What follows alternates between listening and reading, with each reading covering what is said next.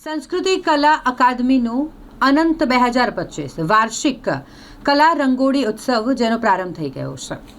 કલા અને સંસ્કૃતિને પ્રોત્સાહન આપતા સંસ્કૃતિ કલા અકાદમી દ્વારા વાર્ષિક રંગોળી ઉત્સવનું આયોજન કરવામાં આવે છે. આ વખતે તેને નામ આપવામાં આવ્યું છે કલા પ્રદર્શન અનંત 2025, જેની શરૂઆત કરી દેવામાં આવી છે. આ રંગોળી પ્રદર્શન વડોદરા શહેરના શ્રી મહારાણી ચિમનાબાઈ સ્ત્રી ઉદ્યોગાલય ખાતે શરૂ કરવામાં આવ્યું છે. આ વિશે માહિતી આપતા કલાકાર પ્રજ્ઞાબેન દ્વારા જણાવવામાં આવ્યું કે કલાકારોએ ઓવરઓલ સંસ્કૃતિ, ખુશી અને વિવિધતાને પ્રદર્શિત કરતી રંગોળીઓ બનાવી છે. દરેક કલાકારની પસંદગીના ફોટોગ્રાફ્સને ધ્યાનમાં રાખીને આ રંગોળીઓ તૈયાર કરવામાં આવી છે, જેમાં દરેક કૃતિ એક અલગ પ્રભાવ અને વસ્તુ દર્શાવે છે.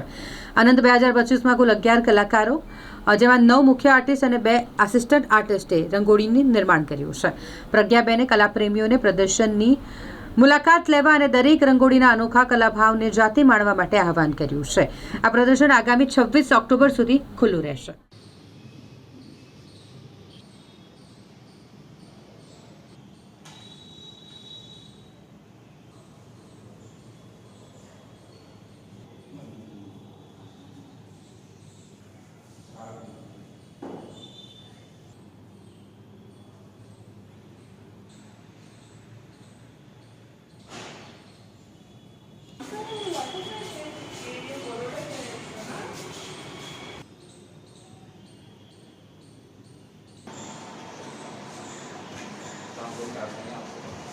આ વખતનું અમારું કલા સંસ્કૃતિ ગ્રુપનું જે એક્ઝિબિશન છે એ ચિમનાબાઈ ઉદ્યોગાલયમાં છે. ગજરા કેફેના ઉપર ફર્સ્ટ ફ્લોર પર રાખવામાં આવેલ છે.